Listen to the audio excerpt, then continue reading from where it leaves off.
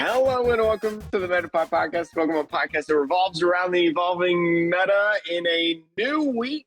Sean, you're the only one that's normal this week. How are you doing?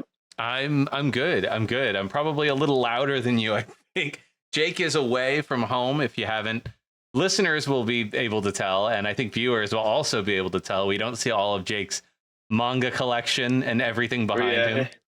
Yeah, the usual, microphone and stuff is a little bit different. I had to go home for a couple weeks. Not anything like crazy or that, just helping out mom and dad and stuff like that. But I couldn't bring any of my stuff really. I just brought like my AirPods and I did bring some cards. Not that as I'm you're really shuffling them on camera. Yeah, I'm shuffling my my bulk energy deck to just have fun. But when I need to think, as usual on the podcast, Jake shuffling. But we can still run the Metapod podcast, especially this week, because there was so much news this week. There were a lot of first things. There were a lot of big news things that came out, whether it's like Pokemon card sets, events coming out, just anything really Pokemon. Yep. So this is a big news roundup this week.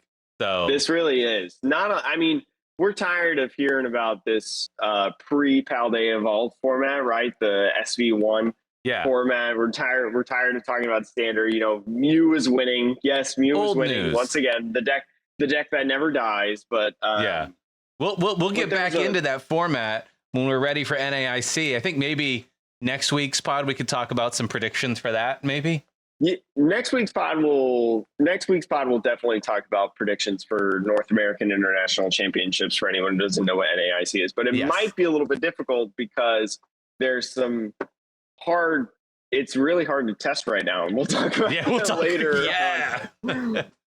But Jake will be at North American International Championships. I think that's still on. Yeah. So if you are going and you see Jake there, say hi. I mean, I'm saying that for you, but I'm assuming people can say hi to you. Say hi to me, of course. You can say hi to me. You can play me. You can just say hello, whatever. I love talking to the people, and I'll be excited to see some people over there potentially. Jake, we start off with the review. Even though you're away, Jake has the reviews. Always. We have a lovely 5-star review this week from Jay Holcomb09. This is the spot. 5 stars. Thank you very much for leaving this review. I am a big TCG enthusiast and have started trying to get into competitive Pokemon TCG. These guys kill it. Great personalities, awesome event coverage, and relevant information for getting into the meta and competitive scene. Thank you so much, Jay Holcomb. Super appreciate that review. We always try to get everybody, whether it's the veterans or newcomers, into the scene, knowing what's going on at this point in time. Yep. And with that, I think we can kick off the news roundup. I think the first big piece of news here is, I think this dropped today. What day is it? Literally the first time that Pokemon's dropped big news before the podcast breaks for the week. Yeah, so we got some more information about Worlds 2023. Basically, it's going to be an all-out slam jam in time in Yokohama. For those of you who don't know, who haven't been to Worlds, typically Worlds is like you do the event, there's some side events, there's a cool shop that you can go to. But other than that, there's not really all that much else, right? It's a cool thing at a specific venue for a few days, but that's basically it.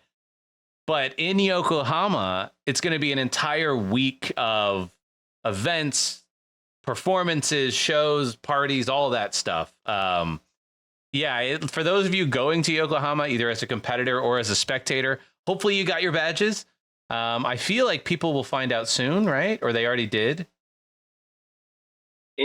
Obviously, we mentioned the competitors get 2 spectator badges, but I believe the first couple waves of just spectator passes have been going out. And so make sure, again, check out your email, RK9 Labs. I think you would be getting the spectator passes from. They would be sending you the email saying, hey, you're eligible to buy the spectator pass. Would you like to buy it? And there is a certain time window for you to respond.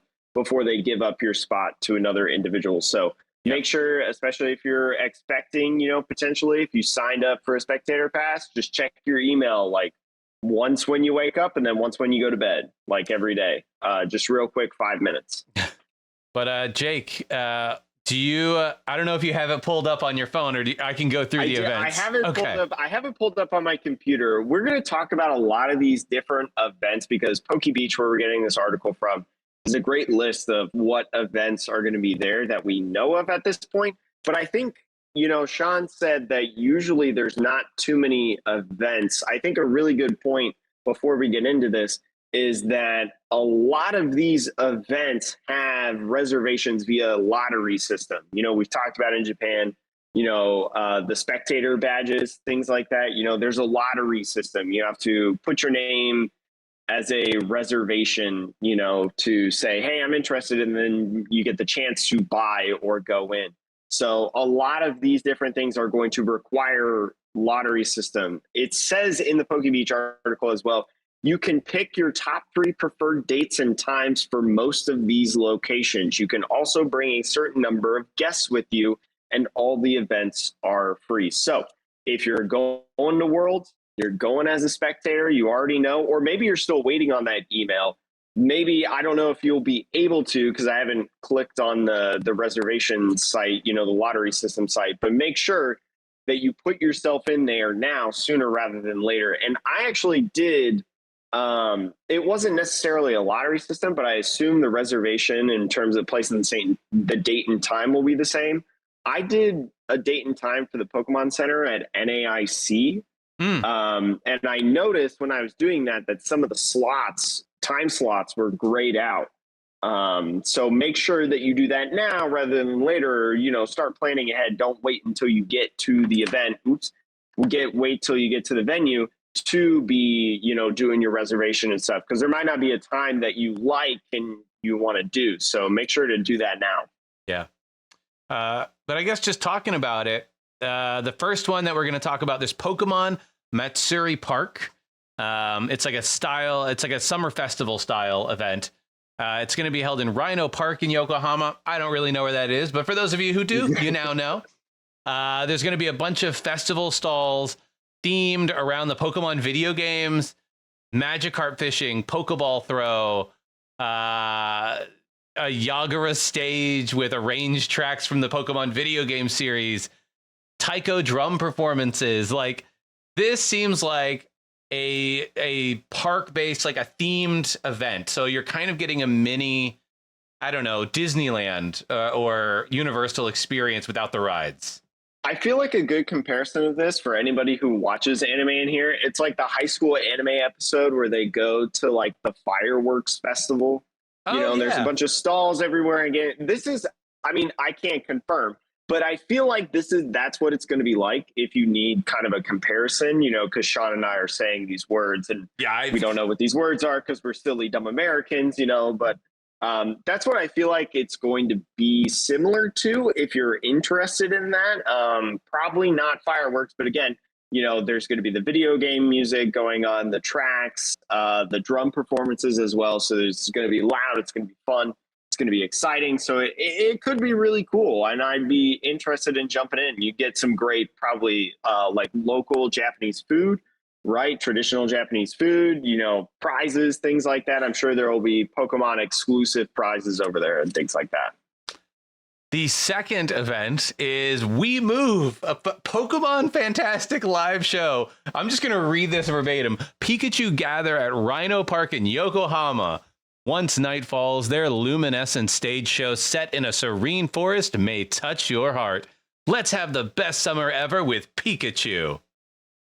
So, if you look at the picture on Pokey Beach, it's like a whole bunch of big Pikachus. So, we've seen the Pikachu costumes. A lot of people they can't move around that easily. But they're gonna look so amazing. Go to this one.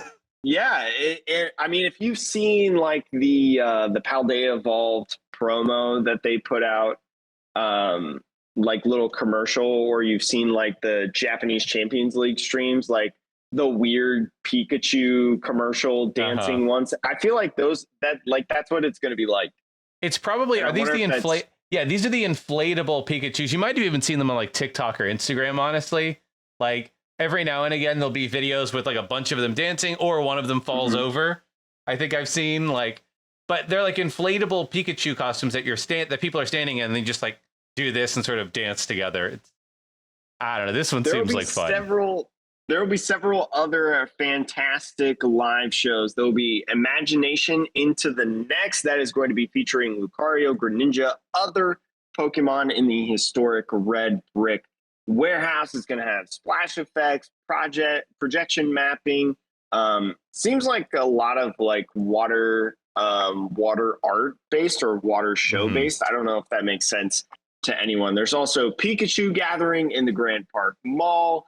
Let's celebrate the Pokemon Parade. It's going to be a dance parade held on the August 14th. Sprigatito, Fuecoco, Quaxley, the new Paldea starters, along with Pikachu and some other rare Pokemon, going to be at the final day of the championship. So 4 fantastic live shows in general across the board, all doing different fun things and showcasing different Pokemon. Jake, can we talk about this next one? Because the SS Anne is pulling into port in Yokohama. There's a Pokemon trainer cruise that is coming as a part of all of this, like a whole cruise ship where it's going to have decorations. There's going to be trainers from all over the world waiting to meet you. So bring your Switch or your trading card game deck. Make sure that you don't give somebody your 5 pieces of Exodia on the ship, though. They might throw it overboard.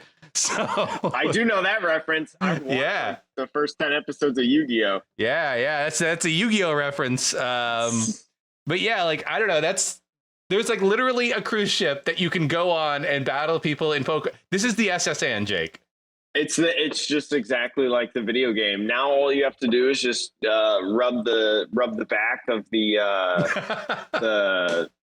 conductor, the captain. Yeah. And get your HM cut. Is it cut? I think it's cut.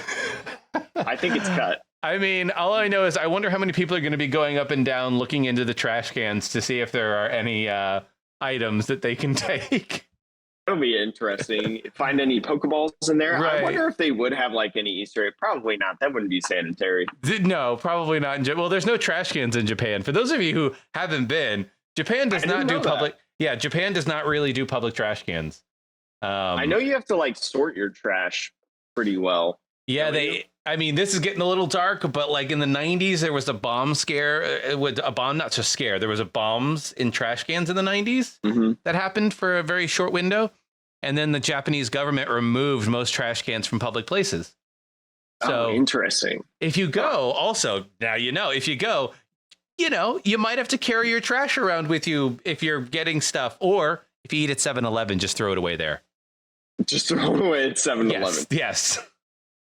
Anyways, there are a bunch of other things going on in there. There's a Pokegenic, which are basically, if you go to any sort of big thing like the Super Bowl or, like a college football bowl game or something like that, they'll have scenery and they'll have things that they'll put up in the area. This is that same exact thing where there are going to be locations all around the Yokohama area where the Pokemon World Championships are going to be at.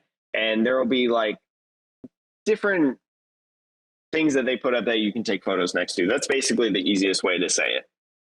Other things are going to be the Pokemon Center. Every big event, there's a Pokemon Center. Like Jake was saying, NAIC is going to have one. Worlds always has a really cool one with lots of awesome merch. And it's all themed around the location. So this year it's Yokohama. The cool thing here, the backpack looks really cool. We have them pulled up here on Poke Beach. The backpack and the skateboard deck.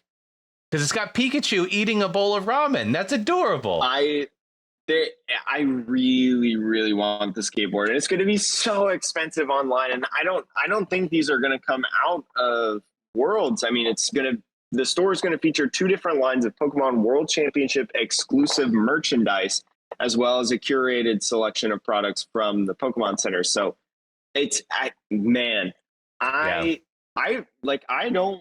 I love the skateboards that they've been doing. It's just like really expensive to get into, but this one is so good looking. I love this one so much. There's so many different colors on it. Again, it's the World Championship one, so it's like super cool and super unique. The bowl of ramen, like, oh god, it's just. I wish I was going to Worlds. I know, it's like it's going to be very cool. The last thing on the list that you can't get a reservation for through the typical reservation system, but there's a symphony special orchestra. So it's like a 90-minute performance of it seems like it's a lot of the songs from like the games and I guess the show probably as well. I think so. But I will say the show will also be streamed on the Pokemon YouTube channel. So I believe that will be on August 10th. I don't know if the stream will be live or if it will be like afterwards and recorded, but August 10th, keep your eyes out for everybody. If you want to see the NHK Symphony, which is one of the Japanese, main symphonies, perform all of these amazing Pokemon tunes from history. It will cost about 3,000 yen if you would like to get a ticket. If you're from Japan, you can purchase the tickets right now. But if you're like Sean and I and you're not from Japan, you're from a different country, you can purchase them in, quote, late June. So that should be coming up here in about a week, So just keep your eyes peeled for that announcement. It'll probably come on like an official Pokemon page. I would think that announcement. So be checking their Twitters and stuff and PokeBeach and PokeGuardian and all those different news sites because they're really good at reporting news. So that's it for all the Pokemon World stuff, which is a lot. So if you're going, you're going to have a great time. Make your reservations. Have fun. But for us plebes who will not be going to Japan for Worlds, what do we have to look forward to, Jake? Sean, we have to look forward to September. The official Scarlet and Violet 151 special English set was revealed, releasing on September 22nd. Now, you may have seen a lot about 151 as of late because, it just recently got released in Japan. There's been some news about it. Pokemon talk about resellers, things like that, giving like a warning. We won't really talk about that today, but just buyers beware, I guess. But anyways, again, it's set to release on August 22nd. The 151 set will basically be an original to the Japanese set. It's almost identical. So it's going to have over 160 cards, 12 Pokemon EXs. All 151 Pokemon will be in there in Pokédex order, which is really, really cool. Usually they go by type.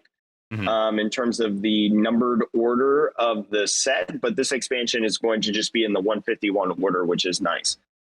16 illustration rares and seven special illustration rare of Pokemon and supporter cards, 16 ultra rare full art etched Pokemon and supporter cards, and then 3 hyper rare gold etched cards.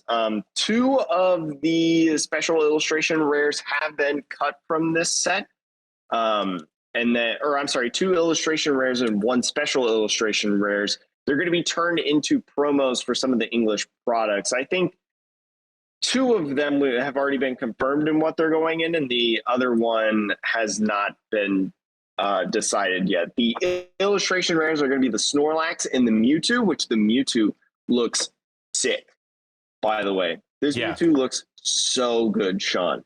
I mean, that's the one thing about this set, and like it's not any different actually from all the recent sets. The illustration rares they've been doing for the last like several months, years, whatever, all amazing. And then when you get into the nostalgia of doing them for the original Pokemon 151, like the Mewtwo, it's hovering over a downtown cityscape ominously. It's just it's great. And then the Mew special illustration rare is also being turned into a promo, which is also a very, very beautiful card, the Mew EX. Very, very cute. The Mew just going along the town square, stuff like that. Very beautiful colors in the pink. Yeah, we will not get into the full list, but this set is also the one No, is that Obsidian Flame? Oh, no, Obsidian Flame is the one that has the Charmander that's pressed up against the glass. So this one has a different full art Charmander who's sitting in a canyon. You know, so many Charmanders coming. All of the starter evolution lines, the Kanto starter evolution lines, you know, Squirtle, Wartortle, Blastoise, Bulbasaur, Ivysaur, Venusaur, Charmander, Charmeleon, Charizard, bam, got it. All of those will have special illustrations, and they all look really, really good. Yeah. So very excited for that. The Snorlax that I mentioned earlier is going to be the ETB promo. So if you love getting the ETBs, the ETB cover itself with the Snorlax and all the different, I think, you know, silhouettes of the Pokemon just look really, really good. The product images of this set, as always, Pokemon's just, they're killing it right now. So yeah, I'm super hyped about this. A lot of different products, all the typical ones you would expect, right? It is a specialty set, so we will not be getting booster boxes for this. It will only be typical specialty set things like Elite Trainer boxes and promo boxes, etc. The one difference that I've noted, actually maybe no, it's a booster bundle. I thought it was like a pre-release bundle, but it's a booster bundle. I think the Mew will be coming in the Ultra Premium collection. So the one card that we, I guess, don't know what product it's going to come in is the Mewtwo, I guess. Is my guess. I think we're maybe speculating. I think it's speculating in the Ultra Premium collection box. Oh, yeah, it might be. That's going to be available in October, because that's going to have an illustration promo card featuring Mewtwo, and then an illustration rare promo card of Mew EX. So I think it's both of those are going to be in there with, you know, the Mew EX hyper rare potentially as a metal card. Nice. Yeah. So all in all, cool set. Definitely between September and August, I believe, is when Obsidian Flame is supposed to come out. Maybe. I mean, save up your money now. Yeah. Start saving now. But on to other products. A couple of new deluxe battle decks. I guess we're not League battle decks anymore. They're deluxe battle decks. Deluxe battle decks is what they're being called now. All right, fine. I mean, same thing, different name. Actually, it does say a new type of product. It's $20 each. This one is releasing on September 1st.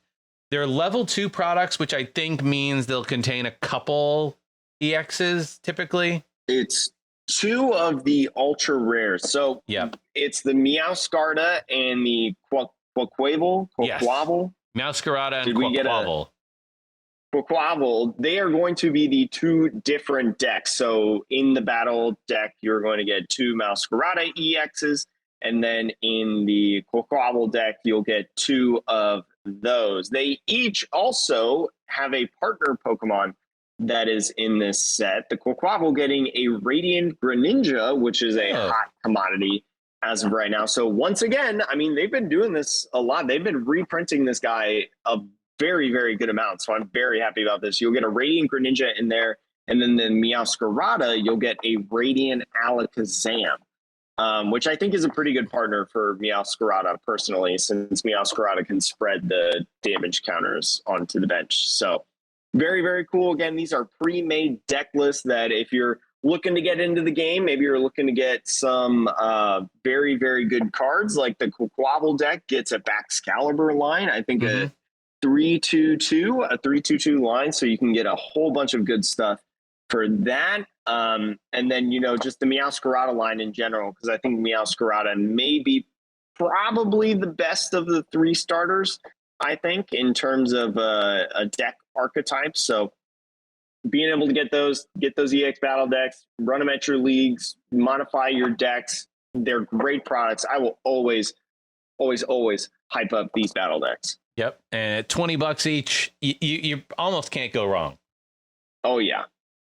Another product. It'll be nice. Yeah. Another product's coming out. The return of the holiday calendar.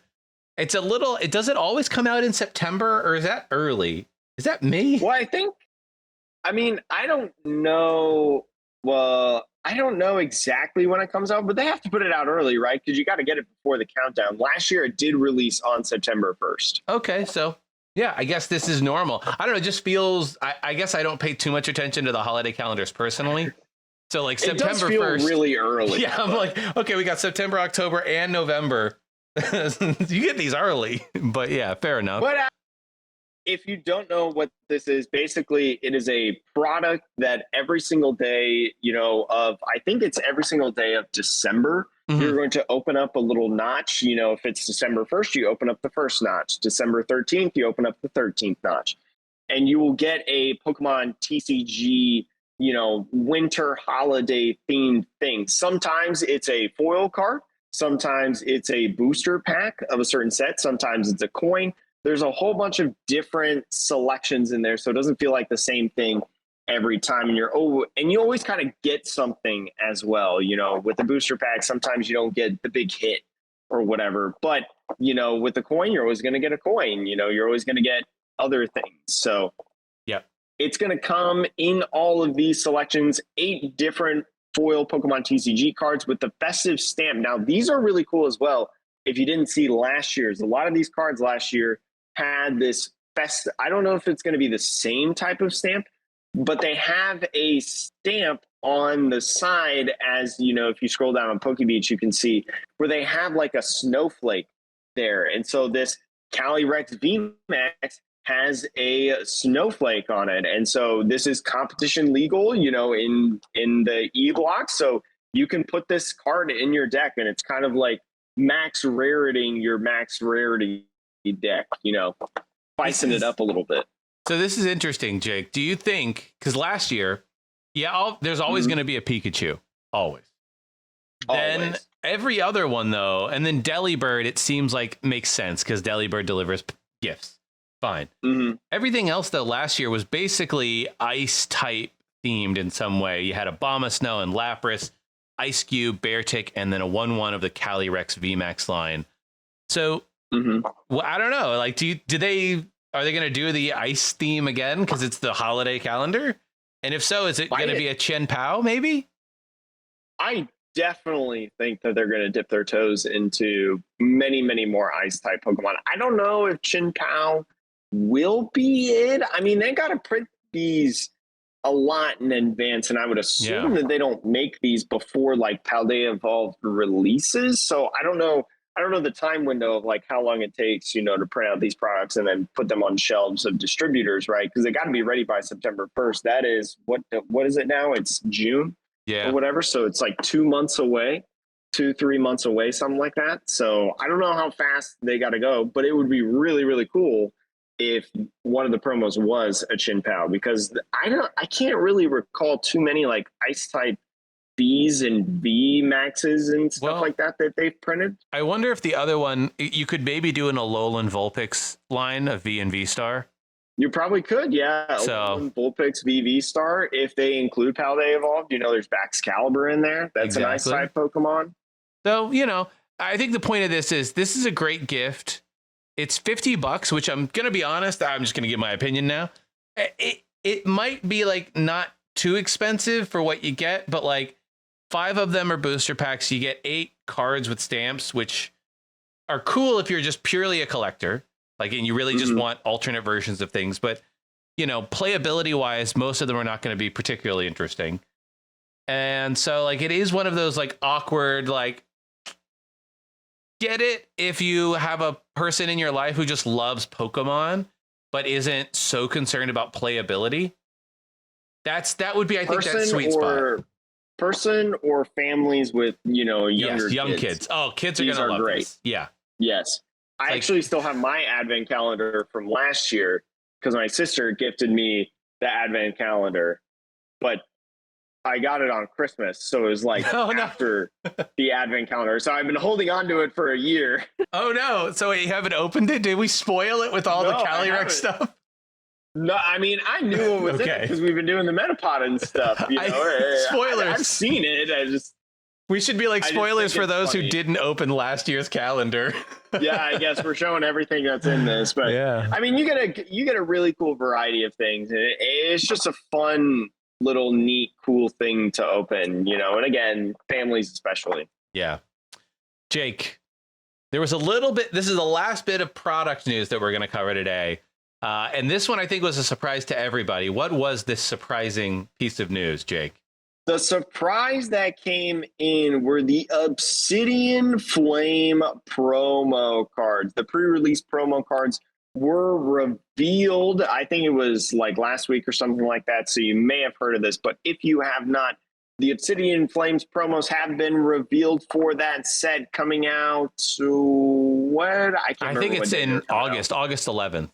Yes, August 11th. So 2 weeks before the pre-releases will start. So the end of July. Yeah.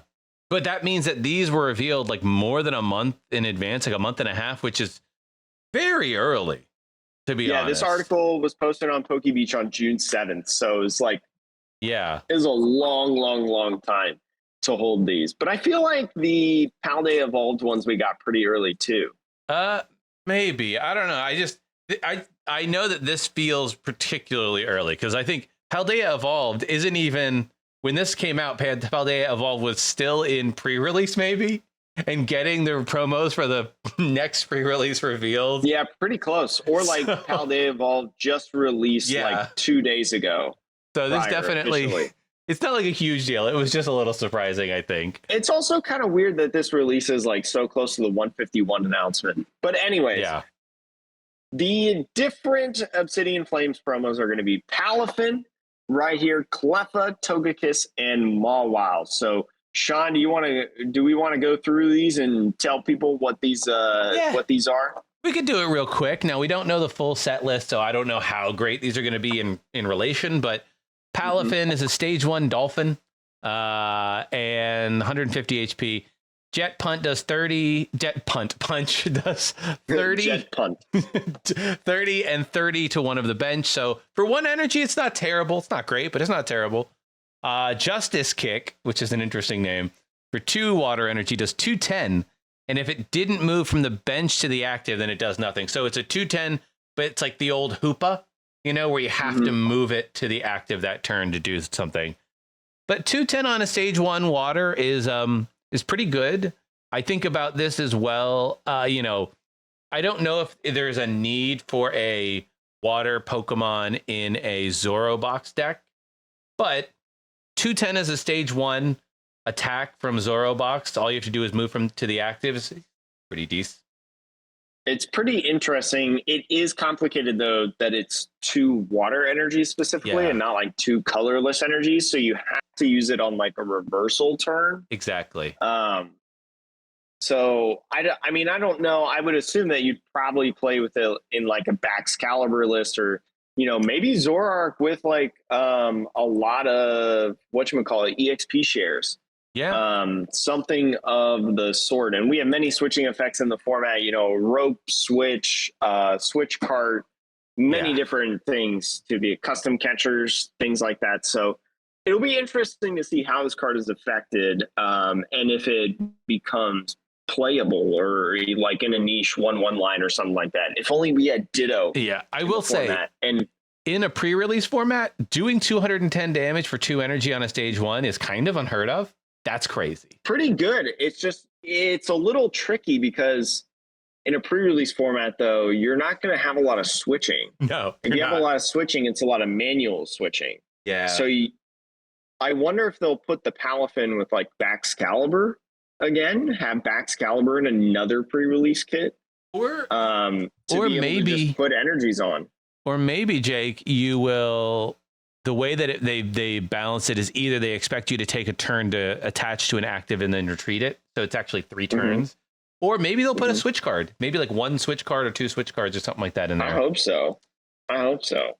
Jake. The second one is a callback to the old times, but not as good. This is a 30 HP basic psychic Pokemon Cleffa with the attack Gasping Draw. Draw cards until you have 7 cards in your hand. The thing about the Cleffa is Cleffa was an ability that did it. This one is an attack. And although it's a free attack and a free retreater, it's 30 HP. It is so small. So a gust of wind would take it out. What is that Pokemon? Sableye chomping at the bits with this. But, it's also with it being an attack that just straight up ends your turn. We have a format where Iono is vastly popular. So who knows? Judge is vastly popular, Judge Path. So Yeah. Cleffa, a cool callback, but not very good. No, and even in pre-release, right? Like it's not like you have tons of card like discard in a pre-release format. I mean, pre-release could be really cool and could be nice. But yeah, like you're saying, I mean, once you have like you're 7 4 Ultra Balls, right? But like, yeah, once you already have 7 cards in your hand, this attack does nothing. So like, I don't know. This there's certain decks. I'm sure Sander might be interested in this, but I don't know. That's about it. It'll be interesting. The next one is Togekiss. It's a stage 2 psychic. It has an ability, Precious Gift. Once at the end of your turn after your attack, which is interesting, you may use this ability, draw until you have 8 in your hand. And then as an attack for 2 colorless, it does 110 and you move an energy to one of your bench. That I don't think really particularly matters. But the ability here, Jake, I don't think we rarely see abilities that get activated in Pokemon Checkup. The only time that I can recall that we've had that is the Radiant Venusaur. Yes. Radiant Venusaur, I believe, from the Pokemon Go set, has an ability like this. But it's a basic Pokemon, but it's draw until you have 4 cards in your hand, I believe. Yeah. So it's really cool, in my opinion, seeing a stage 2 have way more than 4 cards, right? 8 cards is way better than 4. So I really like this as a Pokemon. I don't know how good it's going to be. I don't know if it could be like a 101 line in like a Gardevoir EX list. Because sometimes you just have things like you don't want to discard, and that could really help you like bulk up your hand, I guess. I'm trying to think, isn't there your turn? I feel like isn't there a supporter? I don't know if it's still legal in format, but wasn't there a support at one point that you had to discard your hand, but then you could go get 2 cards from your deck? Discard your Rose. Oh, that was Rose. Okay, or not Rose. There was Peony or Peony. Yeah, one Peony. of those.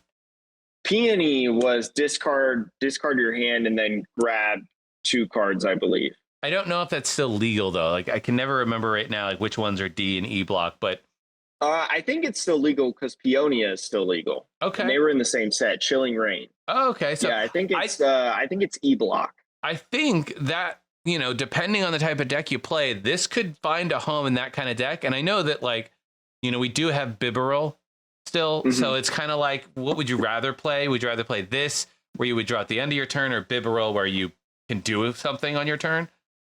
Hard to say, but I do think there is maybe a home for this in very specific decks, right? Where like, oh, cool, this is your draw engine effectively. You can do some cool things with this if you already play rare candies. Yeah. You know what I actually wish that this ability did, and I know that I'm not the Pokemon designer, but discard and draw.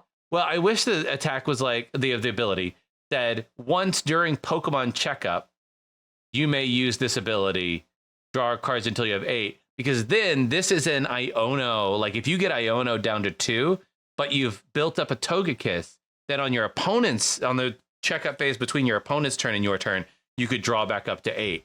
I think that would be fascinating. I feel like that would be really, really good, and I don't think people would too like good. That. It'd be too good, maybe. I mean, that sounds really, really good. Not being able to be judged or Iono, that's rough. It's a stage 2, baby. It's a stage 2. You never know. We've got rare candy going on in format. Yeah, we've got Excalibur, we've got Gardevoir. Like, we've got plenty of stage 2s going on right now. Yeah, you're right. All right, Jake, what's this last one?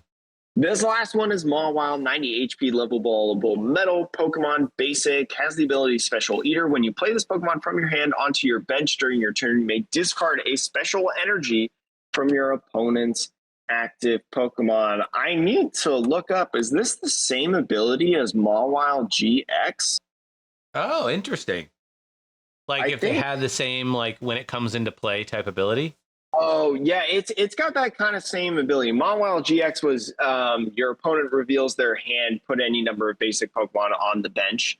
This one being discarding special energies. So very, very cool. I mean, special energies are prevalent in the format, especially with reversal energy coming in. You know, reversal energy is a very, very impactful energy that people can utilize. So definitely one of those that, like, you said earlier, Sean, you joked, Sanders probably going to use this.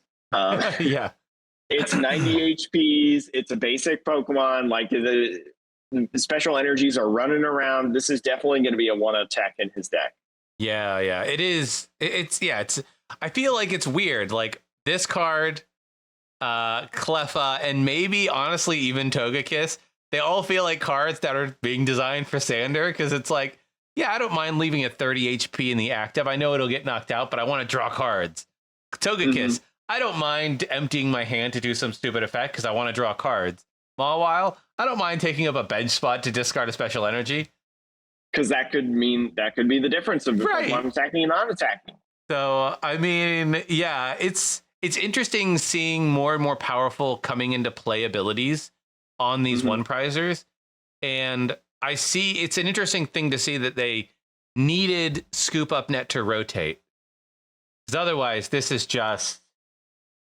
I imagine playing against a Lugia and you Mawile Scoop Up Net like 3 times. That would be... You just discard like 3 energies off of it. That's so gross. It's just so gross. That'd be so good. That'd be so fun. Ugh. Well, luckily we don't have that.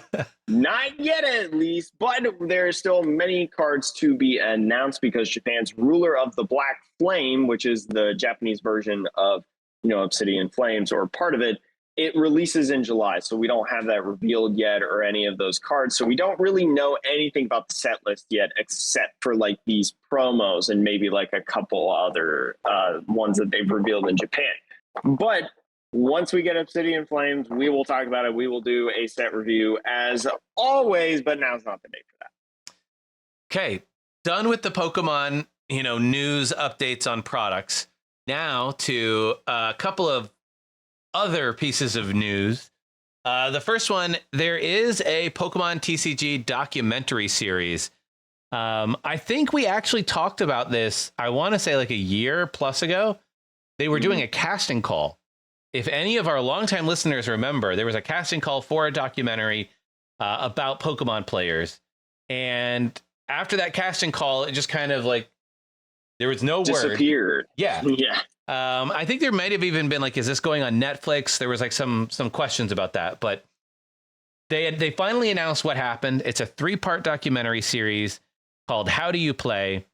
The subjects in the series are a teacher, a longtime Pokemon fan, i.e. an adult, and then a family as well. So kind of covering a whole gamut of people there.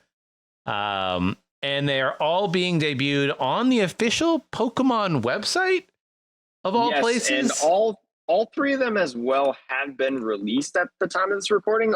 They aired on consecutive days. So episode 1 was the 13th, second was the 14th, third was the 15th. So if you haven't checked those out, maybe you're a new player as well, or someone who is just getting into the Pokemon trading card game, like we talked about in our review that we got earlier today. This is a great thing to check out. Pokemon's done a series like this in the past. I think last year they did one. I think Andrew Mahone did some of the videos of like how to and things like that. And they were really, really cool. They were really fun. So I highly encourage checking these out too. I haven't watched them. I've been too busy, but I would assume that they're probably just as good. Yeah, I mean, I'm sure the production quality is very high. I have no idea what the tone of these are going to be. It's interesting. I am, check it out, and let us know what you think. I'm a little surprised they're only going on the website, like rather than, because Pokemon does a pretty good job about their TCG YouTube and having content up there. But I don't know. Yeah. Do they have comments on their website? Can you leave a comment? That might be. I mean, you can turn comments off on individual videos, though, on YouTube. Yeah, but that just looks bad, Sean. Yeah, it's true. That is okay. Fair enough. You see, Jake is put his corporate hat on for that one. I got the Corpa PR hat. Yeah. One other piece of official announcement news stuff. Jake, I'll let you read through this one.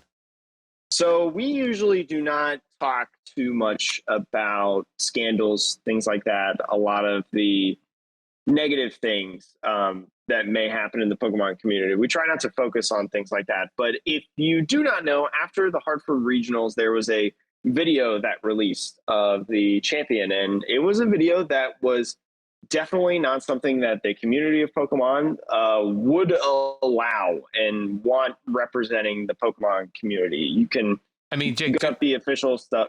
do we want to just mention what it was? I think sometimes like the vagaries, this is my opinion. We don't have to mention who it was necessarily, but like, I think a little context here is helpful, if that's all right.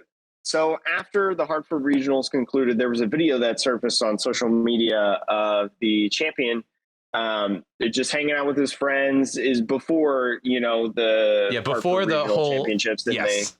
before he won and stuff. But they were shaving his head, and they shaved a swastika on his head. And from the video, you can tell that they were drinking, stuff like that. He, tried to private the video, because I think anybody in the right mind would be like, what the heck? And there was no like context in the video about like, did they plan this? Was it a joke? Yeah. There was nothing. And so Pokemon, the reason that we're going to talk about this is because Pokemon released a investigation regarding player conduct at events. And this is something that I can't recall that they've ever done before. This is a big deal. Releasing a statement on the official forum outlining an investigation they conducted into that incident that I had mentioned. And I think it's best probably if I just read this verbatim going in there. So here we go. We are aware of an accused player of egregious behavior that falls well outside the expectations for the Play Pokemon community. Our investigation into this incident has resulted in the following conclusions. 1. The player in question did not take an active role in what led to the accusation. 2. Other persons, both from the player community and the peer group of the accused player, were determined to be responsible for the content that led to the accusation. And 3. Other persons from within the player community published the content and presented it publicly in a way intended to inflict damage upon the accused party. Currently, our findings did not support taking any disciplinary action against the accused player. Should more information come to light, we reserve the right to update our decision accordingly. Following an additional investigation, those who have created the content used against the accused player may face long-term disciplinary consequences in the Play program. So it sounds like what the Pokemon company says is that the champion, he's good, found out maybe he didn't know about it, or, didn't know what was going to be shaved in his head or whatever. But the other people, the people that took the video, the people that shaved his head, we don't know exactly what happened. They might do something. Who knows? But there have been actions taken place against those people. They're being held responsible. So we'll never know what that means. I think only like professors and stuff have access to a ban list, and they're signed into like sworn oath of never, talking about it or saying who's banned or whatever. But again, we've been asking for transparency of Pokemon for years now. It seems like, with cheating scandals and things like that, outside behavior, stuff like that of top players and things like that, are well-known players. And so this is a huge step in providing that transparency in it. I love that they, did an investigation. Right. I don't know how well the investigation was done. I don't know how proper it was, but it was something, right? They didn't just like make a decision, right? They didn't just ignore it or leave us in the dark. And so the clarity is very, very, very awesome. And I love that. And I applaud Pokemon for going in a good step. I don't know if this was the right step, or, as far as they could have gone. But I do appreciate that they at least took some steps, I know that almost sounds like a fallacy. No, at least they did something. No, I get what you're saying. I think at the end of the day, we can never know the full detail of what was going on, whatever, because we weren't there. We are not the people involved. But from all the information that Pokemon had and that we have been led to believe, the player, he was getting his head shaved with his friends. His friends made a very questionable decision, which was, unbeknownst to the player, shaving this swastika into his head, taking a video of it, and then posting it onto his Snapchat without him knowing, because they had access to his phone. So all of that sort of happened unbeknownst to the player. And yeah, it certainly calls into question their judgment. It certainly, if I was the player, I'd be like, hey, why would you do that to me? What's wrong with you? That's terrible. So, but, you know, I think to your point, Jake, the fact that Pokemon has come out and has said, like, we are aware, we looked into it. We've come to the same conclusion that I guess most other people have come to at this point. And we don't feel like we need to punish the player. You can agree, disagree, but we at least know what Pokemon's thoughts are. It's interesting, too. I really like that they labeled their 3 points as well, because they can just say, hey, we did an investigation and we took some actions, right? And just like leave it at that. Or we found that the player in question, you know, was unaware, and then just leave it. And it's just like, that seems vague, but this was very specific. Yeah, and although it's, you know, still vague because they don't want to spew every single detail of their investigation and their decisions and stuff, they do give, like, in my opinion, a satisfactory response or result or report of, you know, what they did. So again, I now only time will tell if they continue doing this, though. Yeah, I mean, it is interesting. I'll be interested to see if they take this more transparent route only in situations that are not game related. So like, and what I mean by that is, like, if somebody cheats on stream or is found cheating in the game, like happened in, I think, like Brazil, the Latin guy America, who changed his prize card. Oh yeah, Brazil, Latin America, or whatever. Yeah, that one where he was very clearly like stacking his deck on and stacking camera. his opponent's deck too, and it's like, yeah, so that one, no, he should be banned. He should be gone. Yes. Yeah, he should be out for good. But TPCI hasn't commented on that publicly, so it may be that they're taking the stance of like, hey, we have a ban list. The ban list is private for a variety of reasons, but that's how we deal with in-game, you know, transgressions. But if it's something more egregious that's outside of game conduct, they're like, hey, we probably should start talking about this because, yeah, which I think is a good thing. So. And I mean, like, it also depends in terms of a timeline perspective of, like, you know, it's probably a lot easier in North America to talk to people, get access to information about what exactly happened, things like that, than maybe some other countries. So, that's like, I mean, this still took a couple weeks, you know, to reach this conclusion. And that's if everybody, assuming, was cooperating in a timely manner, stuff like that, you know, weren't hard to reach or things like that. Yeah. So who knows? Who knows if we'll ever hear about that specific situation, the guy stacking decks or whatever, but we'll see. Yeah. Well, we'll just have to see. This makes me hopeful, though. Okay. We have one more story, and this is what not makes me hopeful. Yeah. So, to the players who play PTCG Live, I am not one of them. So I am not fully aware of everything going on, but I hear through the grapevine that it is not a good time. So if you've been playing Pokemon TCG Live when Paldea Evolved came out, it was fine at the beginning. You know, there were some rumblings, you know, the Gardevoir EX bug still going on, you know, with Psychic Embrace, but all of a sudden, I think it was Xander Pero. I think he was the first person to find this bug. And he didn't spread it around. He mentioned, he was like, I think I found a bug that breaks the game. And then I think some people tried to like spur and like figure it out, like what it was. And eventually they found out that the attack of Spiritomb, if you attack with Spiritomb Fade Out, what that does is Spiritomb has the ability of Pokemon V can't, basic Pokemon V have no abilities, things like that. Fade Out puts the Spiritomb, is an attack that puts the Spiritomb and anything attached to it back into your hand.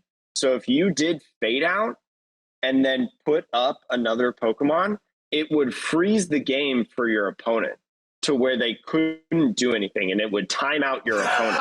So it was Dialga V-Star. It was the ultimate win condition.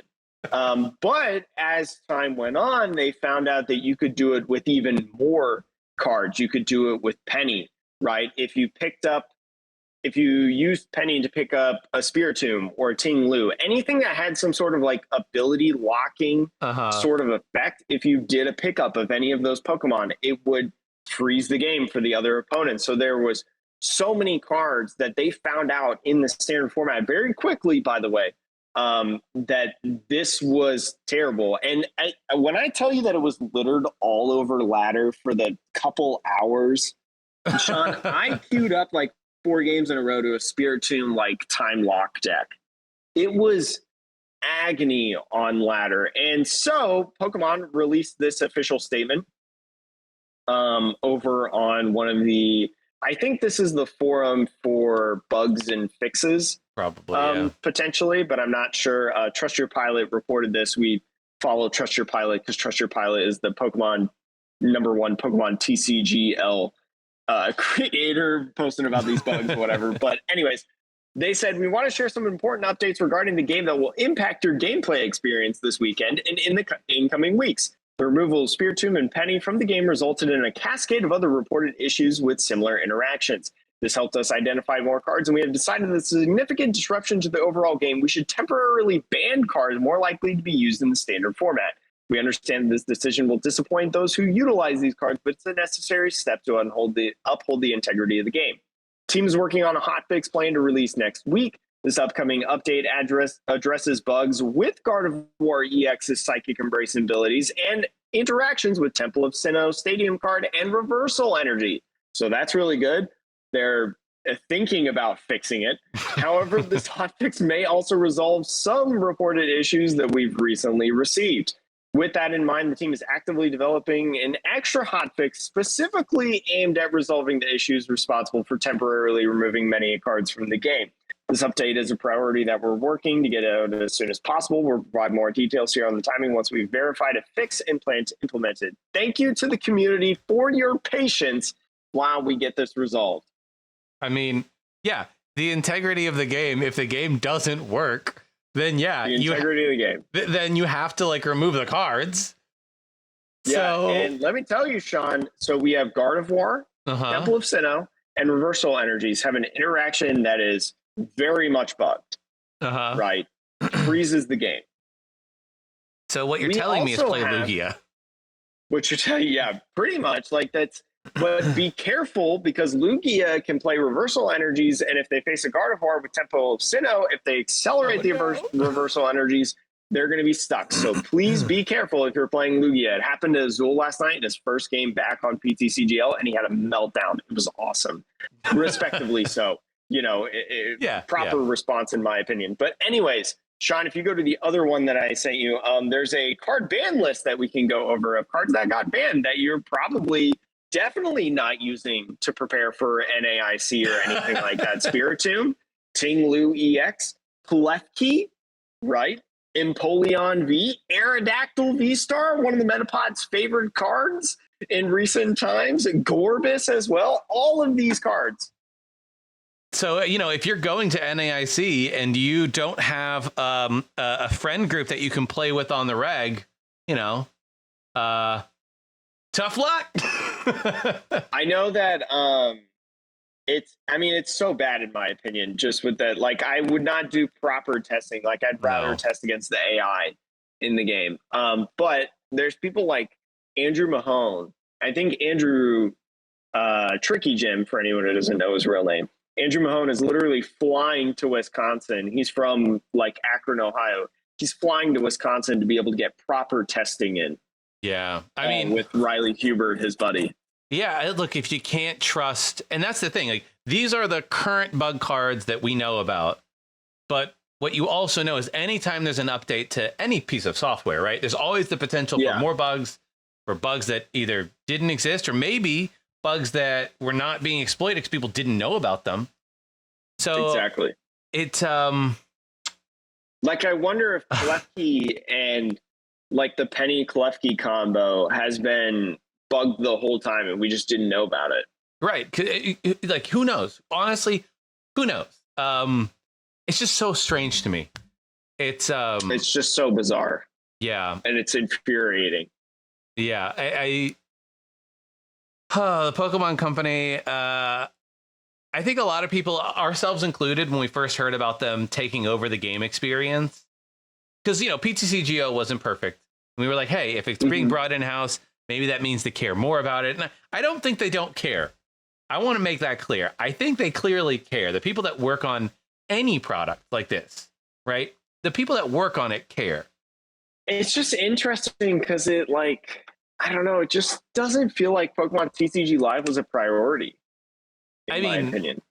From like a whole company perspective, it certainly seems like they don't have, or they were not given the full resources they needed to make an actual online client that functioned properly. Like if every like 3 to 6 months there was a random bug that was like a little annoying and then it got fixed quickly. Look, there's a lot of cards, there's a lot of interactions. The reason you have entire judge schools for these things is because it's complicated, right? But the number of cards, it's also worth noting that Expanded, I just thought of this. They didn't touch any cards that are currently in Expanded right now and not in the standard format. So there's a really cool bug going on right now, Sean. You'll get a kick out of this. When you use Aqua Patch or Metal Patch, it reads Reversal Energy as one of those energies. And so you can Aqua Patch a Reversal Energy from your discard or Metal Patch a Reversal Energy from your discard, which is not how the game is supposed to go. Oh gosh, it's all so broken, Jake. Funny. It's so broken. I wonder if it works with Dark Patch. What works with Dark Patch? Would it work with Dark Patch, like Reversal Energy then? I mean, I would for Aqua Patch and Metal Patch. I mean, theoretically, the question is whether or not, because Dark Patch is a newer card, or not newer, but like there's a newer version, maybe it has new code in it that who knows? I don't know. It's terrible. It's just, I don't want to play live. I just want to do casual ladder and complete my challenges right for the day to go up in the battle pass. Get out. It's a tough time for anybody who's trying to play at NAIC. Go to your locals, support your local shops and leagues and stuff like that. Play over there. Yes, support your local stores and have a less buggy experience in the process. Yeah, you can even ask them. I know a lot of local stores, if you're worried because you don't have a lot of cards, I have called into local stores and I've been like, hey, for the casual, local league, do you allow proxies? Yeah. I literally just scribble on paper Ting Lu EX and I slide it in on top of an energy. And so there are a lot of leagues that'll let you do that for like a casual league night. So just call in and ask, right, if you want to get in some testing. But that is going to do it for this week's pod. Yeah, Jake, you're going to be traveling all the way till NAIC, right? Yeah, well, I'm going to be coming back to Kentucky next Tuesday, not this Tuesday, like a week from today or a week from when this podcast airs, essentially. So next podcast, I'll also be away, but I'll be in a different location, which will be interesting. So new scenery for like 3 straight weeks. But anyways, but yeah, after NAIC, I will be officially back and proper for the Metapod podcast. All right. Well, thank you for joining us while you're away, though. Like, I appreciate it, Jake. Thanks for helping me do this. Do you want to sign us off with our typical sign-off? That is the end of the Metapod podcast, Pokemon podcast that revolves around the evolving meta. Thank you so much this week. Next week, we'll get into a lot of NAIC preparation, so stay tuned for that and keep playing Pokemon somehow,